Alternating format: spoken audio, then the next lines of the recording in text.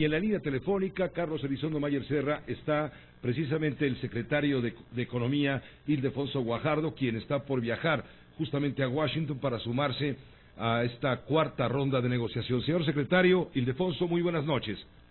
Hola Pepe, qué gusto saludarte, buenas noches. Buenas noches, Ildefonso. Bueno, pues luego de las entrevistas y los comentarios que has hecho señalando que el TLC vale menos que antes, las declaraciones que ha hecho el secretario de Relaciones Exteriores, Luis Videgaray, señalando que estamos preparados para lo peor, las declaraciones que ha hecho José Antonio Meade, señalando que el 51% de nuestras de lo que compra México no viene del marco del TLC.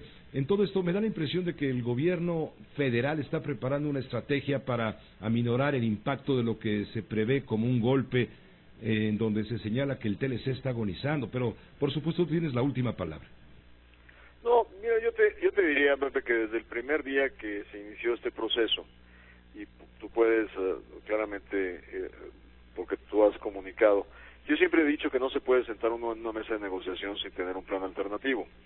Y básicamente lo único que hemos escuchado de diferentes posiciones del gobierno es que justamente tener una vista con mucho realismo de ese plan alternativo. Eso no quiere decir, desde el momento que vamos a tener una cuarta ronda y de que estamos moviendo hacia adelante el esfuerzo de encontrar soluciones a esto, pues claramente el objetivo primero es encontrar una negociación que nos logre aterrizar los intereses de las tres naciones.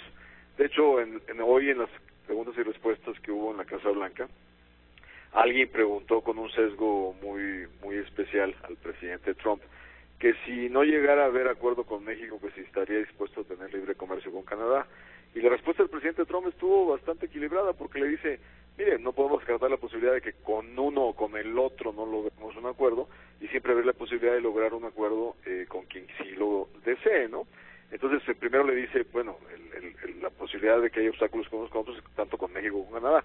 Pero luego cierra diciendo algo muy interesante, dice, sin embargo, creo que puede haber soluciones creativas que terminen siendo favorables para un buen acuerdo para los tres países. Entonces, pues como en toda negociación, Pepe, tú tienes que mandar mensajes que estás listo para que no haya acuerdo, pero al mismo tiempo estás trabajando para que sí lo haya. Se prevé que en el caso de muerte del TLC le iría mal a México. Sin embargo, tú has insistido, y otros como tú, secretarios de Estado, han insistido en que México está preparado, está blindado en todo caso a partir de la OMC. Si quieres lo podemos poner muy fácilmente en contexto. Cuando tú haces el análisis tanto de importaciones como de exportaciones del país, es bien interesante ver que solo el 6.2% de las importaciones totales de México enfrentarían un cierto tipo de arancel. Algunos, su arancel de naciones favorecidas de OMC es muy alto, porque nosotros en esa negociación nos protegimos mucho, que pueden llegar a niveles del 100%, pero hay que ser realistas. Con ese grupos industriales teníamos que sentarnos para decir, bueno, si esto cambia, ¿de dónde traíamos granos? ¿De dónde importaríamos tal cosa? No podemos impactar nuestra competitividad en nuestras cadenas de valor. Y por otra parte, del 100% de nuestras exportaciones, solo el 20% enfrentarían un tipo de arancel. Y de ese 20%, solo 4% enfrentarían picos arancelarios. Y son muy concretos, es en la industria algunos tipos de vegetales, frutas, en el caso de las camionetas pick-up, porque los carros tú sabes que pagarían un 2.5%, que realmente no es muy alto. Entonces, prácticamente lo que tienes que precisar es con realismo. Sí habría alguna afectación, pero hay esquemas para poder suavizar esas afectaciones y darle la viabilidad.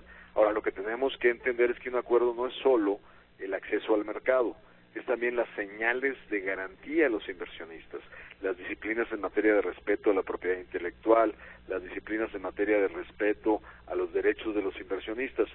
Toda esa parte, si es que Estados Unidos llegara a decidir salirse del NAFTA, habría que sustituirla con iniciativas propias dentro del marco legal mexicano.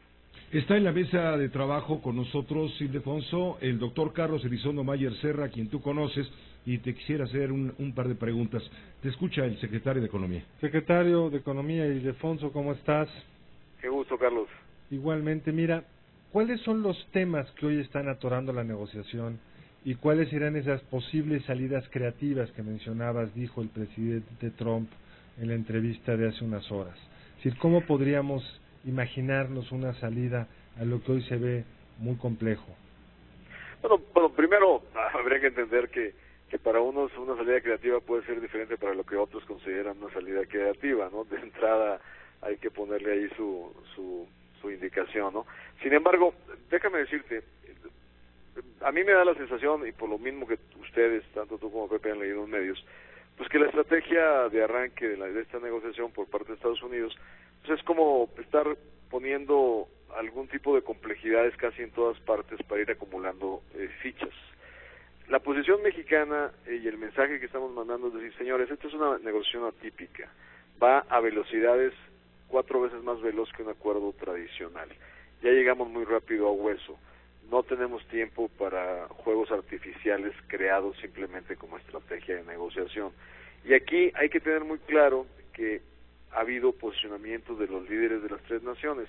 Y cuando escuchamos el posicionamiento del presidente Trump, él ha sido monotemático en su preocupación desde el punto de vista del déficit comercial, de la industria manufacturera, fundamentalmente casi de manera exclusiva en la automotriz. Bueno, pues claramente, en lugar de estarnos creando más complejidades, deberíamos de concentrarnos en algunos de los casos que para ellos son importantes, así como otros temas que son importantes para nosotros, como en el sector servicios, la movilidad de profesionistas. Pero volviendo al tema de la solución creativa, la cual probablemente está indicando el presidente Trump, pues, nosotros lo hemos dicho varias veces, ayudemos a hacer una relocalización del comercio que sea en el interés de todos y que beneficie a generar empleos en América del Norte y en Estados Unidos, siempre y cuando sea a través de ver cómo podemos regresar cadenas de valor productivas que se han perdido a través del tiempo hacia otras regiones del mundo. Y cuando analizamos, por ejemplo, las reglas de origen de los automóviles que negociamos hace 22 años, ese automóvil ya no existe hoy. Ahora el 30% o 35% del automóvil es la computadora, son los equipos electrónicos. ¿Y dónde se produce todo eso? En Asia. Bueno, pues analicemos una política industrial para recuperar cadenas de valor. Y seguramente muchas de ellas son intensivas en capital y preferirán establecerse de regreso en Estados Unidos. Pero esa solución es a través de la expansión del comercio, no de la restricción del comercio. Secretario, entonces tú dirías para concluir que no es correcto decir que agoniza el TLC. Yo diría que sin duda estamos en un proceso muy complejo, donde todavía tenemos posiciones muy distantes en muchos temas, pero que sin duda el hecho que sigamos sentados en la mesa y que tengamos algunos mensajes que tratan de buscar soluciones, sí, la pista de aterrizaje a esto es estrecha, no es fácil aterrizar este avión para beneficio de los 3 países, pero existe esa posibilidad y no hay que desperdiciarla. Secretario, muchísimas gracias por permitirnos esta conversación. Buen viaje a Washington para seguir de cerca estas negociaciones. Muchísimas gracias, Pepe. Saludos, Carlos. Igualmente, buen viaje. Buen viaje, gracias, secretario. El secretario de Economía, Ildefonso Guajardo.